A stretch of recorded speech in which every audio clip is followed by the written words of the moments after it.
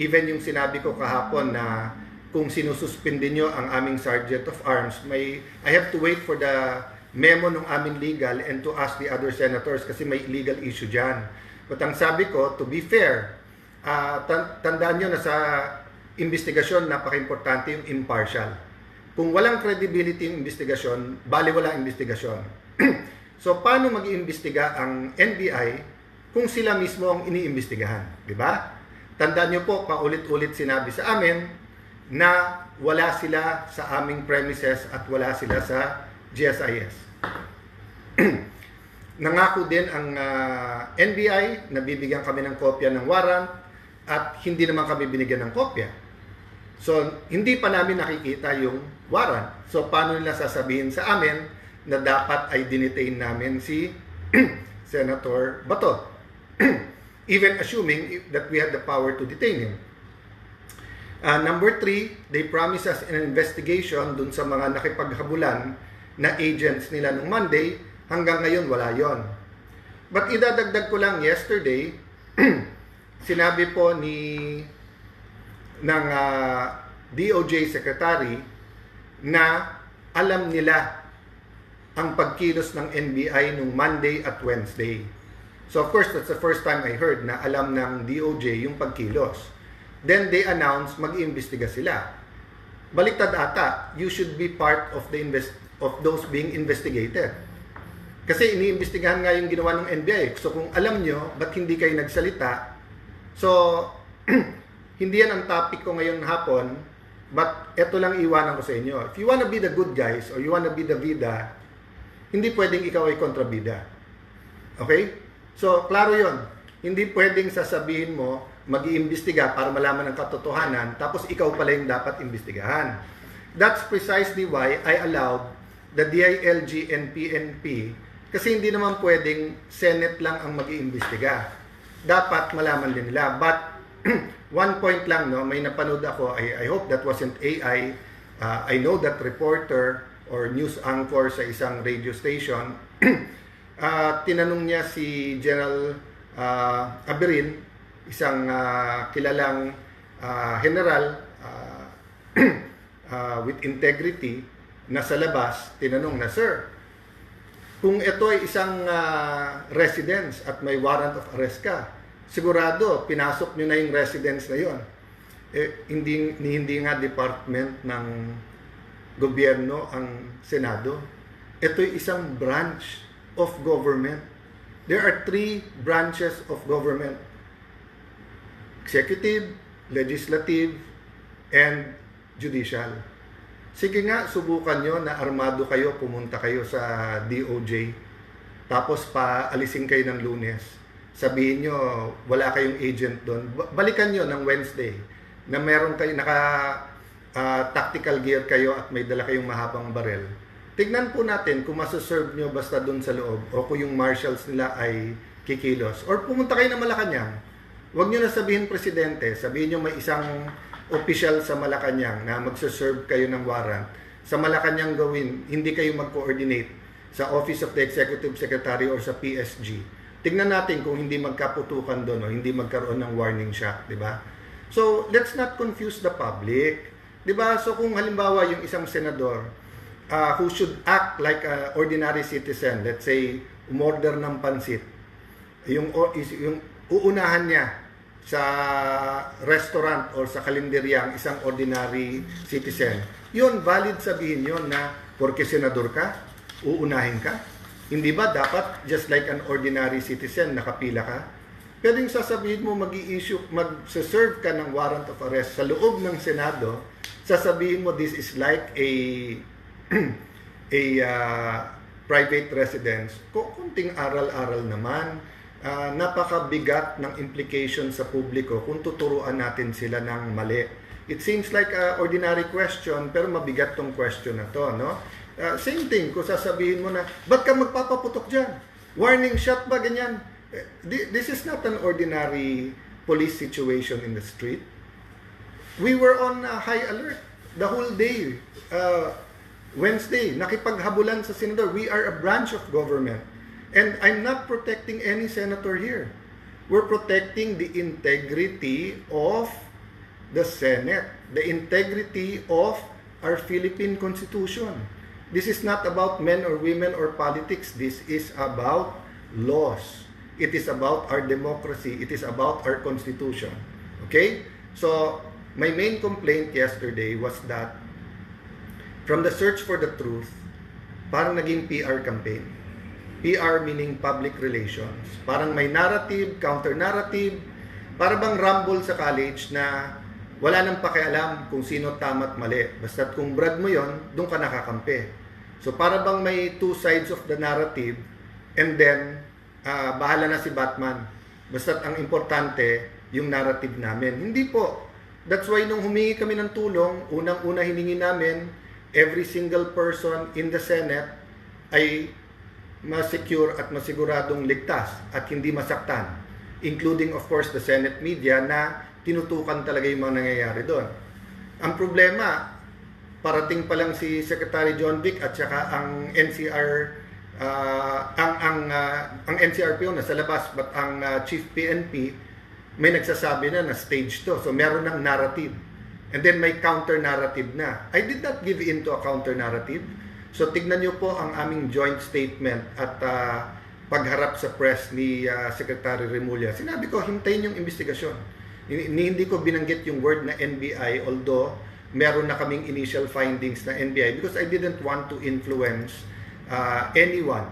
And I didn't want this to be a government versus government unless there is a hard evidence. No? So, if the past few days we've seen PR campaigns, public relation campaigns, let me talk to you this afternoon or this evening about a different PR campaign. Sana po the rest of the day today and tomorrow, especially tomorrow, which is a holy day for many religious people regardless of your faith. Ang PR campaign na aking pong propose ay Prayer and Reflection Campaign. Prayer and Reflection Campaign. So let me start with prayer. May mawawala ba ho if as a nation we pray? So, unang-unang prayer, di ba? To submit to God. God, we're imperfect. God, this is your country. God, this is your people. This is your government. This is your Senate. So, kung anong gusto natin idain? Lord, this is your people. Maraming gutom. Lord, in a quick 2 months, third month, nung gera sa Middle East between Iran, Israel, and the US, ang laking nagbago sa mga negosyo, sa kabuhayan, sa presyo ng pagkain. Lord, optimistic ang aming future nung una, pero ba't biglang nag-away-away ang gobyerno at ngayon, who's in charge? Diba? I mean, I'm talking from the local level and I'm talking about religious leaders, business leaders, student leaders, leaders in media, leaders in government. Parang ang gulo-gulo. So, one point lang about prayer. Some people believe, and I'm equally guilty of that when you pray, you're talking to God. Part of prayer is meditating on His Word and receiving His answer. His answer can come but through calmness and quiet. His answer can call through circumstance. His answer is in His Word. His answer can come from visions. Diba? Ang point ko lang po, hindi to parang, Mami, Daddy, gusto ko ng kotse. Mami, Daddy, gutom na ako, kain tayo sa labas. Hindi po ganun eh. Papa, Mama, Mother's Day, kain tayo sa labas. Yes or no? Hindi po. You have to be still and quiet and also listen. Why reflect? So, I've gotten very good compliments. I've also read very unreasonable demands, including sa resignation ko. But let me ask you, may mawawala bang I'll reflect on it? May mawawala ba I'll look back last Sunday, Monday, Tuesday, lalo na Wednesday, what happened? Could I have done better? Did I do my best? Was I there for other people? Am I fully protecting the institution, or was I also a little bit political? Did I open up enough the Senate to an investigation? Tandaan nyo po, balance yun. Ha? If I have to protect the Senate, so hindi ka pwedeng totally mag-surrender na bahala na kayong lahat mag-imbestiga. It is a branch of government. We have to protect the integrity of the Senate. On the other hand, we have to make sure it's independent, transparent, believable, credible. So, I also criticize yung iba kong mga kasama kasi una, hindi kami nakarinig na buhay pa ba kayo, kamusta kayo. Then pangalawa, ang criticize at yung ginamit na po na na narrative is political. Having said that, may mawawala ba for me to check tama ba yung mga sinabi ko about them? If I were in their position, ano bang iisipin ko, di ba? So, when we reflect, we have to start with ourselves. Ang daling mag-reflect sa iba. Madaling mag-reflect sa kalaban mo, sa kabilang grupo, sa maling ginawa ng executive, maling ginawa ng... but what about yourself? No? So, I'll be doing that. Yes, I'll be meeting some senators. I'll be preparing for Monday. We'll be doing a lot of things. I'll have a little bit of a family time. I'll try to get some rest. Medyo, alam nyo, pagod, konting acid. I've been having medyo dry din yung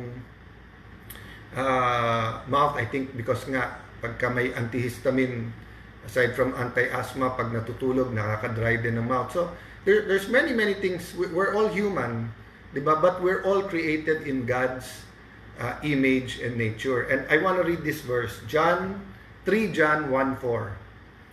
I have no greater joy than to hear that my children are walking in truth. Napakagandang verse, di ba? Sabi niya, I have no greater joy than to hear that my children are walking in truth. So, hindi sinabi dito, I have no greater joy than to hear the Soto group being the majority in the Senate. Hindi sinabi dito, I have no greater joy than Cayetano replacing Soto. Hindi nakalagay dito that I have joy na tama ang DILG or tama ang DOJ or Ombudsman. Ang nakalagay dito, I have no greater joy than my children. And I do believe all of us have the right to be His children. Of course, we have to believe. And sabi that, are walking in truth. So, hindi lang believing in truth, hindi lang seeking truth, but walking in truth. So, babalik ako sa prayer. Let's all pray for truth. Diba? Kasi pag may for example ang isang addict, naniniwala siyang hindi siya addict, hindi siya gagaling. So, let's say addict sa alak. So, ang inisip usually ng addict sa alak, kung 2 bote lang, 2 shot, kaya ko yan. Diba? Or addict sa sugal. Kung magtotongits lang naman ako ng tanghali, magkakasino lang ako mamayang gabi, mag-online gaming lang ako in between, hindi naman ako addict. So, if you do not start with the truth, you cannot address the problem. So, ganun din po. If the Senate will think that the problem is the majority, if ibebenta nila, impeachment lang to, yan lang ang without saying na, sandali lang, how have we dealt with corruption issues? Have we done enough to really address it? How have we dealt with prices, with inflation, prices of food, productivity ng ating farmers, with flood control? Hindi lang yung flood control investigation, tag-ulan na. Kita nyo, konting ulan, may bumabaha na. So, we have to reflect on so many things, di ba? Dati, leader tayo sa education. Totoo ba, the last year, naunahan pa tayo ng Cambodia sa tourism. Paano kabuhayan ng ating mga kababayan? Let me give you one point. I'm reflecting on, alam ko na kasi kasunod pag ganito na may kahirapan, kasunod na nito new taxes.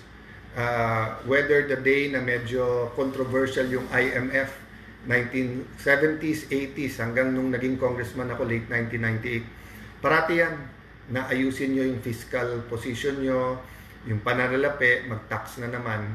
So, paulit-ulit ko po sinasabi, sana ngayon may makinig na as Senate President and head of the new majority. Nung panahon ni President Ramos at nagka-crisis, nag-impose siya ng 10% across the board sa lahat ng departamento. Maliit lang ang budget nun. Ngayon, mahigit 6 trillion yung budget So, pag nag-impose ka ng 10%, forced savings, 600 billion na kagad yun. Kahit imperfect, sabihin natin, some departments 5%, some 7, some 10, some 12. Sa 5%, 300 billion yun. Baka naman hindi natin kailangan ng taxes. Or baka kailangan, pero as the new Senate President, at least while I'm there, ipakita nyo muna na lahat ng luho at lahat ng hindi kailangan sa gobyerno na isang tabi at magagamit natin sa tama. Okay? I will recognize whatever the administration has done or is doing, di ba? But there's so much we can do. And we're only talking about the 2026 budget. Tandaan nyo, may pera pa from the 2025 budget. O yung ibang nirealign for the crisis, ma-report kung nasaan yan. So just an example, no, that as I reflect, di ba? So I also have to reflect kasi kung what we're going to do today, what we're going to do tomorrow, what will next week, next month, next year look to each and every Filipino. So guys, thank you for spending time with me today. Ulitin-ulit yung verse. Sabi ng Panginoon, I have no greater joy than to hear that my children are walking in truth. So sana po, magkalaban man tayo sa politika, magkaiba man ang opinion natin, we can start looking at each other as lahat anak ng Diyos.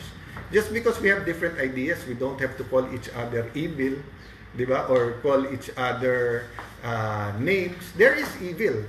There is evil in our society, di ba?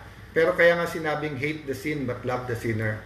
So sa lahat po na sumasama mismo sa live, sa viewers natin ngayon, thank you po. This time around, nakiusap po ako kay George na hawakan yung cellphone kasi nga usually ako, but just so that makakonsentrate ng konti. At saka ngayon, uminom ako ng Gavis ko na tayo kasi nga medyo may acid ng konti. And I still have so I know may nakikinig ng mga ka-dinner ko. Thank you for joining us tonight. I will be there in 10 minutes. God bless you guys. Good night po.